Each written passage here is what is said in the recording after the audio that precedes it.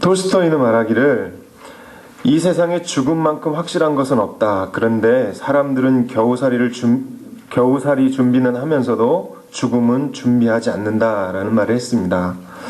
오늘 본문에는 모세의 탄생과 함께 시작된 그 출애굽기를 거쳐서 또 광야의 그 생활을 보여줬던 민수기를 지나고 그리고 새롭게 그 정신을 다시 한번 되돌아봤던 신명기를 거쳐서 마지막 이스라엘의 출애굽의 지도자였던 인도자였던 모세의 죽음이 기록되어 있습니다.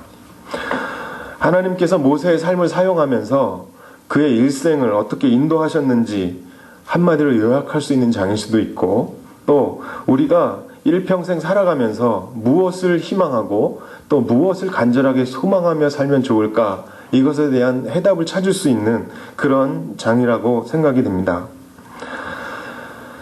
다이앤 에커먼이라는 사람이 이런 말을 했습니다. 인생의 마지막 순간에 이르러서야 실없이 연명해 왔음을 깨닫게 되고 싶지 않다. 나는 시간의 폭 또한 살아낸 사람이기를 원한다.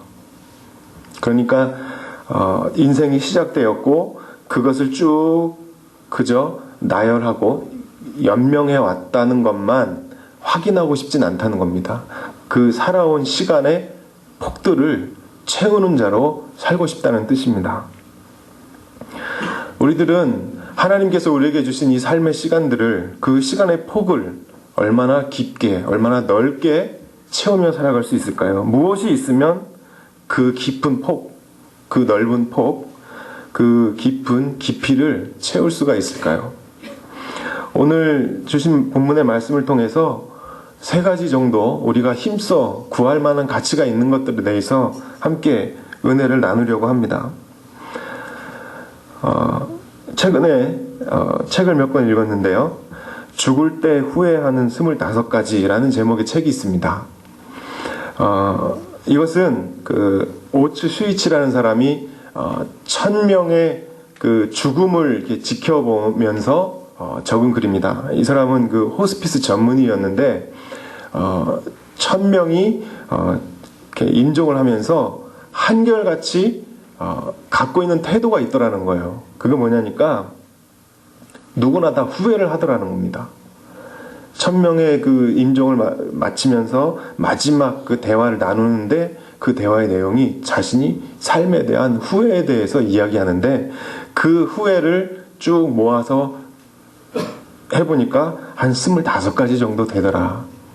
내용이 뭐냐니까 사랑하는 사람에게 고맙다는 말을 많이 했더라면, 그리고 진짜 하고 싶은 일을 했더라면, 그 다음 조금만 더 겸손했더라면, 친절을 베풀었더라면, 나쁜 짓을 하지 않았더라면, 꿈을 꾸고 그 꿈을 이루려고 노력했더라면, 감정이 휘둘리지 않았더라면, 만나고 싶은 사람을 만났더라면, 또 기억에 남는 연애를 했더라면, 이렇게 쭉 이어지다가 또 뭐 결혼을 했더라면, 아니면 자식이 있었더라면, 또 좀 더 일찍 담배를 끊었더라면, 건강할 때 마지막 나의 의사를 밝혔더라면, 그리고 마지막 25번째 신의 가르침을 알았다면 으로 끝나고 있습니다.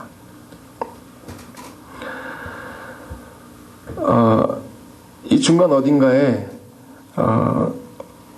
삶의 어느 시점에 한번 머리에 파마를 해봤다라면 뭐 그런 건 있지 않았습니까? 네. 그 영적 치료 이론 가운데 그 무라타 이론이라는 말이 있습니다. 이 이론은 뭐냐면 그 말기 환자가 영적 고통을 느끼는 순간이 어느 때인가, 이것들에 대해서 이야기한 것입니다. 말기 환자가 그 영적인 고통, 그 살아있는 의미를 찾지 못하고 영혼의 고통을 느끼는 이유가 크게 3가지가 있다고 합니다. 첫 번째는 죽음을 초월한 미래에 대한 확신, 이것이 없을 때, 또 신뢰할 수 있는 가족, 친구, 의료인의 존재, 이건 관계적인 존재인데 이런 것들이 없을 때, 또 마지막 스스로 결정할 수 있는 자유, 자기 스스로 결정할 수 있는 자유가 박탈당할 때 이 말기 환자는 영적인 고통을 경험하게 된다고 합니다. 그런데 이 3가지 요소 가운데 하나가 상실되면 그것 중에서 다른 요소가 보완이 되면 조금 더 그 정도를 낮출 수 있다고 합니다. 그런데 그 말기 환자가 그 느끼는 가장 먼저 느낄 수 있는 그 고통은 뭐냐면 스스로 결정할 수 있는 자유를 제일 먼저 잃을 가능성이 많다는 겁니다. 몸이 불편하니까 마음대로 이동할 수도 없고 하고 싶은 걸 마음대로 할 수 없죠. 스스로에 대한 그 결정을 할 수 있는 자유를 박탈당하게 됩니다. 그러다 보니까 그 관계 존재에 대해서 다시 생각하게 된다는 겁니다. 가족이라든지 아니면 뭐 주변에 있는 사람들, 친구라든지 이런 것에 대해서. 그런데 김병에 효자 없다고 그 병이 오래되면 오래될수록 그 관계도 점점 약해져 갑니다. 그럴 때 마지막 남는 것이 뭐냐면 죽음을 초월한 미래에 대한 확신을 추구하고 그것을 가지려 하는 것.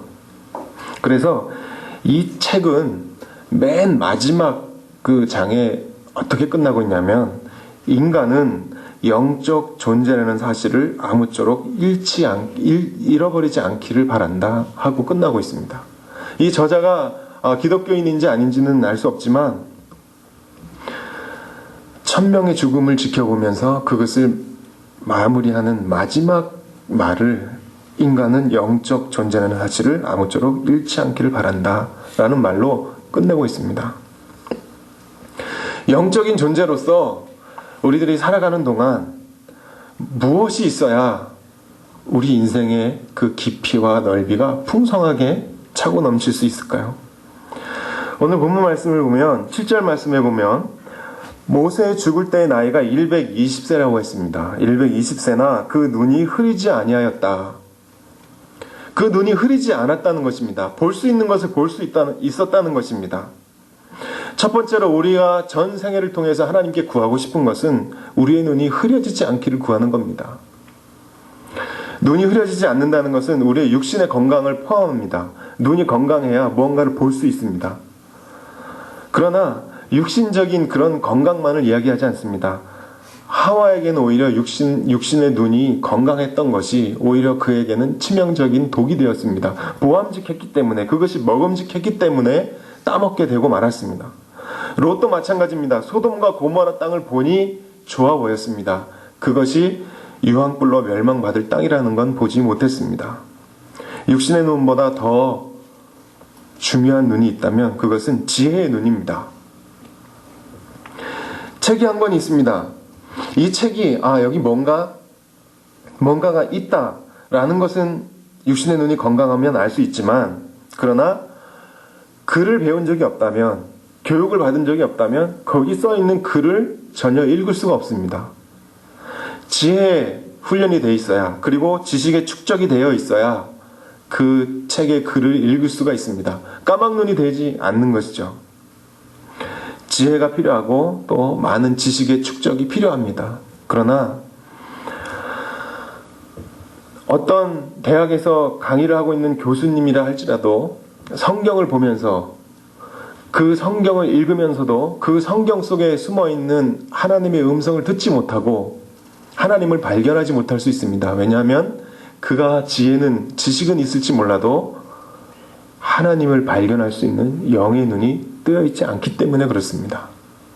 우리들이 아무리 깊은 넓은 지혜와 지식을 갖고 있다 하더라도 그것의 참된 모습, 참된 의미를 발견할 수 있는 영적인 눈이 없다면 성경에 있는 글을 아무리 교양서적으로 1000번을 읽는다 할지라도 그 속에서 말씀하고 계신 하나님의 음성을 들을 수 없다면 그 지혜는 무용지물이 되고 마는 것입니다. 우리에게는 영적인 눈이 필요합니다. 영적인 눈이란 하나님을 발견하는 능력입니다. 무엇을 읽을 때나 아니면 우리가 무엇을 경험할 때나 그 가운데 계시는, 역사하고 계시는 어떠한 현상이나 사건을 볼 때 그 속에서 역사하고 계시는 하나님을 발견해내는 능력인 것입니다. 모세에게는 평생의 소원이 있었습니다. 이 백성들을 이끌고 가나안 땅에 들어가는 것입니다. 하나님께 받은 명령의 가장 중요한 것이 그것입니다. 이 백성들을 불러내어서 내가 지시한 땅으로 이끌고 가라는 것입니다. 일평생 그것을 위해 모세는 목숨을 바쳐 살았지만 마지막 하나님의 말씀이 참 가슴이 아프게 들립니다. 너는 그 땅을 볼 수는 있지만 그러나 그 땅은 들어가지 못할 것이다. 만약에 모세가 육신의 눈만 쇠하지 않은 사람이었다면, 아니면 지혜의 눈만 가지고 있었던 사람이라면 하나님의 그 말씀에 의미하는 말을 정확하게 받아들일 수 없었을 겁니다. 이제 곧 내려가서 건너가기만 하면 되는데. 그러나 모세는 알고 있었습니다. 이미 자신의 출생부터 모든 삶의 여정을 인도하신 하나님께서 나는 그 가나안 땅에 들어가든 들어가지 못하든 이미 하나님은 내 인생의 모든 부분들을 다 채워주신 분이라는 것을 이미 그는 발견하고 있었습니다. 하나님, 내가 하나님을 대면하여 알던 자라는 그것 하나로 나는 족합니다. 하나님이 이미 그 안에, 그 가운데 있었기 때문에 그에게는 가나안 땅에 들어가는 것이나 들어가지 못하는 것이나 큰 차이가 없었다는 것입니다.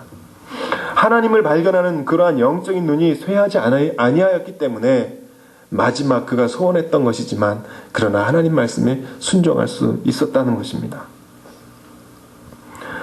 우리가 일평생 살아가면서 이러한 하나님을 발견할 수 있는 그런 능력을, 그런 눈이 흐리지 않기를 소원하며 살아가기를 원합니다. 하나님의 비전을 볼 수 있고 하나님이 지시하시는 것, 하나님이 원하시는 그 길을 찾아낼 수 있는 그런 영적인 눈이 흐려지지 않기를 원합니다.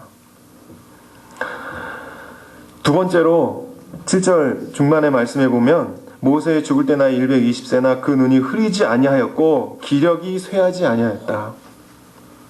기력이 쇠하지 않는 겁니다. 건강한 겁니다. 튼튼한 것입니다. 약하지 않은 겁니다. 뭔가 행할 수 있는 능력이 있는 것입니다. 우리가 전진하지 못하는 여러 가지 경우가 있습니다. 가장 첫 번째는 길이 끊어진 거예요. 길이 끊어져 있으니까 절벽이 낭떠러지가 떨어져 있으니까 목적지가 눈에 보여도 전진하지 못하는 겁니다. 이건 길이 없는 경우예요. 또 하나는 목적지를 모르는 경우입니다. 길을 모르는 경우예요. 너무나 많은 길이 있어요. 그래서 어느 길로 가야 내가 올바른 목적지에 도착할지 모르는 경우 우리는 제자리에 멈춰설 수밖에 없습니다. 또 한 가지 있습니다. 길을 알았습니다. 그리고 그 길로 걸어가면 내가 원하는 목적지에 도착할 수 있다는 것 알게 되었습니다. 그러나 내가 사흘 굶었어요. 당장 자리에서 일어날 힘도 없습니다. 그러면 어디로 가야 하는지 알고 어떻게 가야 하는지 알아도 우리는 그 목적지를 갈 능력이 없는 것입니다. 하나님께서 우리에게 흐리지 않는 눈을 주셔서 우리가 어디로 가야 할지를 알게 하셨더라도 그 길을 당당하고 힘있게 걸어갈 능력이 없다면 그것을 아는 것은 모르는 것보다 더 결코 낫다고 이야기할 수 없습니다. 그 길을 걸어갈 수 있는 능력이 필요합니다. 하나님의 말씀이 우리에게 길이라면 기도는 그 길을 걸어갈 수 있는 능력이 되는 것입니다. 하나님께서 모세를 통해서 그 모세의 하나님의 지팡이를 들고 바다를 가르게 하시고 반석을 쳐서 물을 내게 하시고 메추라기와 만나를 내리게 하시고 아말렉과 수많은 적들과 전쟁에서 이기게 하시고 이러한 능력이 모세에게 주어졌습니다. 그러한 영적인 파워가 모세에게 주어졌습니다. 그 능력과 그 기력이 어디에 기인했습니까? 모세가 기도함에 있었습니다. 하나님 앞에 기도할 때 하나님께서 그에게 영적인 능력을 내려주신 것입니다. 기도가 필요합니다. 기도는 우리의 에너지입니다. 하나님께서 우리에게 하나님의 지팡이를 내려줄 수 있는 통로입니다. 우리가 목마를 때 우리가 물을 얻을 수 있도록 해주시는 통로입니다. 우리가 고기가 먹고 싶을 때 메추라기를 보내주시며 우리가 굶주렸을 때 만나를 주시는 통로가 바로 기도하는 것입니다. 하나님의 말씀은 우리에게 길이 됩니다. 그리고 그 길을 걸어갈 수 있는 능력은 기도하는 가운데 옵니다. 내 생의 마지막 한 달이라는 책이 있습니다. 이 책은 우연하게 구입을 했는데 알고 보니 너무 유명한 책이었습니다. 2008년도에 만들어진 책인데 벌써 11판이 나왔습니다. 내 생의 마지막 한 달, 슉이라는 그 성을 가진 부부가 지은 책입니다. 오랫동안 기독교 사역을 했던 부부가 지은 책인데 거기에 보면 이런 내용이 나옵니다. 우리는 꼼짝 않고 있느라 자신의 존재 목적을 겉돌아 살려는 유혹을 자주 받는다. 일주일 중 제일 좋은 날이 언젠가인 사람들이 많다. 삶의 이런저런 단계에 있는 수많은 사람들이 이렇게 말한다. 언젠가는 삶에 닥치는 일들을 피하지 않고 대면해 보겠다. 은퇴하면 인생을 느긋하게 즐겨보겠다. 언젠가는 하나님을 위해 할 수 있는 일을 전부 해보겠다. 가족들을 더 사랑하겠다. 돈을 충분히 벌면 아이들과 더 많은 시간을 보내겠다. 언젠가 바쁜 일들이 끝나면 교회 일을 좀 돌보겠다. 시간이 나면 좀 더 영적인 사람이 되도록 노력해 보겠다. 언젠가 어느 날엔가 형편이 될 때 가능하면, 그러나 그때는 이미 지나간 뒤이다. 언제 잠에서 깨어나 이것이 인생임을 깨달을 것인가? 지금 여기에 당신의 인생이 있다. 이 책의 어느 부분을 읽고 있건, 어떤 느낌이 들건, 어떤 삶의 여건이 닥쳐 있건 그 언젠가가 바로 지금이다.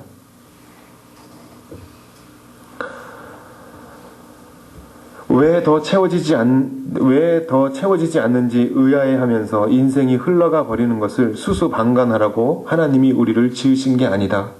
하나님은 믿음 안에서 모험을 감행하라고 두려움으로 얼어붙게 만드는 거인들을 쓰러뜨리라고 하셨다. 이 책을 읽는 동안 얼마나 마음에 찔림이 있었는지 모르겠습니다. 언젠가는 그렇게 하리라. 만약에 모세가 언젠가 나에게 상황이 된다면, 언젠가 나에게 지금보다 나은 형편이 된다면 이라고 얘기했다면, 끝까지 하나님 앞에 그렇게 이야기했다면 모세는 결코 그 이스라엘 백성들을 애굽 땅에서 구출해낼 수 없었을 것입니다. 언젠가 내가 건강을 위해서 노력을 해보겠다. 또 언젠간 내가 우리의 관계를 좀 더 건강하게 만들어 보겠다.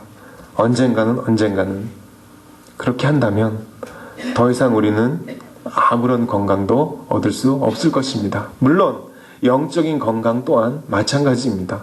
언젠간 내가 나의 영혼을 위해 언젠가 좀 더 지금보다 노력을 더 해보겠다. 언젠가.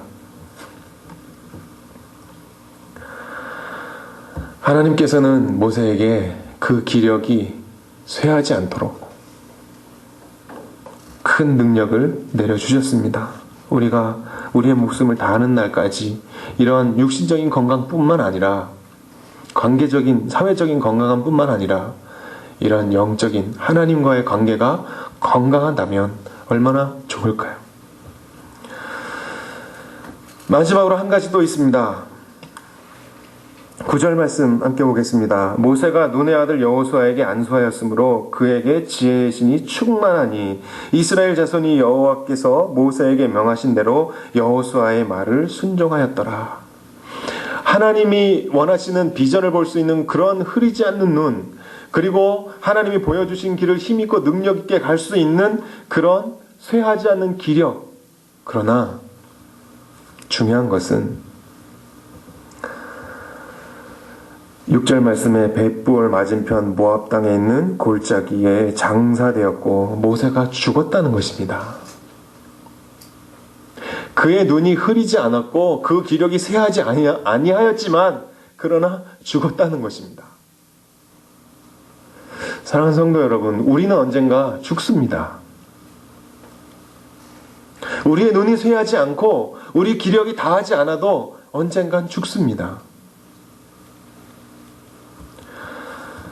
저는 죽음에 대해서 묵상할 때 이렇게 한마디로 결론을 내려봤습니다. 죽음이란 신자나 불신자나 하나님을 아는 자나 하나님을 알지 못하는 자나 누구나 하는 최후의 순종이다. 죽음 앞에, 하나님이 만들어 놓은 그 죽음 앞에 그것을 거역할 사람은 아무도 없습니다. 우리의 눈이 흐리지 않고 우리의 기력이 쇠하지 않고 그렇다고 해서 우리의 삶이, 이 땅에서의 삶이, 육신의 삶이 영원하지 않다는 것입니다. 언젠가는 죽는다는 것입니다. 모세도 죽었습니다. 위대한 지도자 모세도 죽었습니다.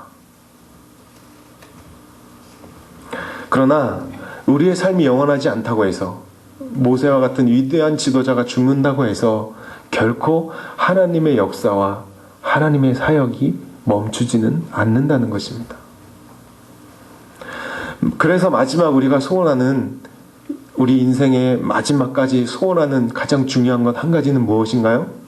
바로 우리 자신의 뒤를 이어줄 우리의 후계자를 세우는 것입니다. 그들을 준비하는 것입니다. 우리의 자녀들, 우리가 한번 생각해 보기 원합니다. 우리의 자녀들이 나중에 누군가에게 물었습니다. 당신은 왜 그런 삶을 살았습니까? 우리 자녀들에게 누군가 물었다고 할 때 그 자녀가 이렇게 대답한다면, 우리의 부모님이 하나님으로부터 받은 위대한 비전을 우리의 부모님이 시작했습니다. 그리고 일평생 우리의 부모님은 그것을 위해 지치지 않고 살아가셨습니다. 나는 어릴 때부터 그것을 본 사람이고, 그리고 나는 나의 삶을 투자해서 이제 우리 부모님이 가신 그 길을 나도 따라가려고 이렇게 삶을 살았던 것입니다. 우리의 자녀들이 그렇게 말할 수 있다면, 그렇게 말할 수 있는 자녀가 우리들에게 있다면 오늘 죽어도 여한이 없을 것 같습니다. 모세가 눈의 아들 여호수아에게 안수합니다. 그러자 하나님의 능력과 하나님의 신이 그 모세에게 임하는 것이 보입니다. 그리고 모든 이스라엘 백성이 자신에게 순종하였던 것처럼 여호수아에게 순종하는 모습을 모세가 봅니다. 이런 모습을 본 모세가 더 이상 바랄 게 있을까요? 우리의 자녀들에게 이러한 모습이 보인다면 부모된 자로서 더 이상 바라는 것이 있겠습니까? 우리가 그 자녀를 위해 기도할 때 하나님의 신이 그들에게 주어지고, 그리고 하나님의 지혜의 신이 우리 자녀에게 충만한 것을 우리가 볼 수 있다면, 우리 자신의 뒤를 이어줄 후계자를 세우고 끝나지 않을 하나님의 사역을 잘 이어갈 자녀를 준비하는 것, 그들을 세우는 것, 얼마나 중요한 일인지 모르겠습니다. 우리 목사님 지금 유럽 코스타에 가셔서 유학생들을 깨우고 그곳에서 공부하고 있는 이들을 영적인 도전을 하고 이런 일들을 하십니다. 우리 믿음의 다음 세대를 이어갈 젊은이들 아니겠습니까? 무엇 때문에 그 많은 투자를 하고 시간을 들이고 그곳까지 가서 그들을 세우고 그들에게 도전하고 그들의 영혼을 깨우려고 노력을 해야 합니까? 바로 이런 의미가 있습니다. 다음 세대들, 지금보다 더 충만하여지고 부모님보다 더 청출어람해서 더 큰 믿음으로 나가고 그렇게 할 수 있도록 그들을 세우고 격려하는 일, 얼마나 중요한 일인지 모르겠습니다. 이러한 세 가지가 우리에게 구비되어 있다면 얼마나 우리의 삶은 풍성하겠습니까? 우리는 우리의 삶이 그저 연장되는 것, 연명하는 것으로 만족할 수 없습니다. 우리의 삶의 시간이 좀 더 그 폭이 튼튼하게 채워지길 원합니다. 무엇으로 그 폭을 채우시겠습니까? 하나님께서 우리에게 보여주시는 그 비전을 볼 수 있는 그런 눈을 갖는 일에 좀 더 우리가 열심을 내길 원합니다. 그리고 하나님이 보여주시는 그 길을 힘있게 달려갈 수 있는 그런 능력을 구하는 일에 우리가 힘을 내기 원합니다. 그리고 내가 미처 못 다간 길이 있다면 우리의 후대, 우리의 자녀들이 기꺼이 이어갈 수 있는 그러한 일들이 우리 가운데 일어나기를 원합니다. 말씀을 마치려고 합니다. 이 세 가지 중에 어느 것 하나 우리의 힘과 우리의 노력으로 가능한 일이 있을까요? 얼마나 많은 노력을 하면, 얼마나 많은 훈련을 받으면 이러한 일들이 우리 가운데 일어날 수 있을까요? 얼마나 많은 대가를 치르면 이런 일들이 일어날 수 있을까요? 10절 말씀에 그 후에는 이스라엘의 모세와 같은 선지자가 일어나지 못하였나니 왜 못 일어났을까요? 누군가 노력을 하지 않았을까요? 아니면 마땅한 대가를 치르기를 거부했을까요? 결론은 하나입니다. 하나님께서 그와 같은 사람을 일으키지 않으신 겁니다. 모세는 여호와께 대면하여 아시던 자요. 왜 모세 외에 여호와께서 대면하여 아시던 자라는 이름을 가진 사람이 없을까요? 하나님이 만나주시지 않은 겁니다. 여호와께서 그를 애굽 땅에 보내사 모세는 왜 애굽 땅으로 갈 수 있었을까요? 자기 힘과 자기 능력으로 바로 앞에 설 수 있었을까요? 그렇지 않습니다. 하나님이 그를 보내셨기 때문입니다. 모든 신하와 그 온 땅의 모든 이적과 기사와 모든 큰 권능과 위엄을 행하게 하십니다. 하나님이 그렇게 하셨기 때문에 이것이 가능한 것입니다. 하나님의 비밀을 알 수 있는 그러한 흐리지 않는 눈은 어떻게 가질 수 있습니까? 하나님이 은혜 주셔야 합니다. 바다를 가르고 광야에 반석에서 물이 나오게 하고 만나와 메추라기가 내리게 하며 그리고 수많은 전쟁 가운데 이기게 할 수 있는 그 권능, 그 능력은 어디서 옵니까? 하나님으로부터 옵니다. 우리 믿음의 선조들을, 우리의 믿음의 부모의 세대를 기꺼이 따르고자 헌신하는 자녀들 어디에서 옵니까? 하나님께서 세워주실 때 옵니다. 모든 것은 하나님의 은혜가 필요합니다. 하나님의 은혜를 구해야 합니다.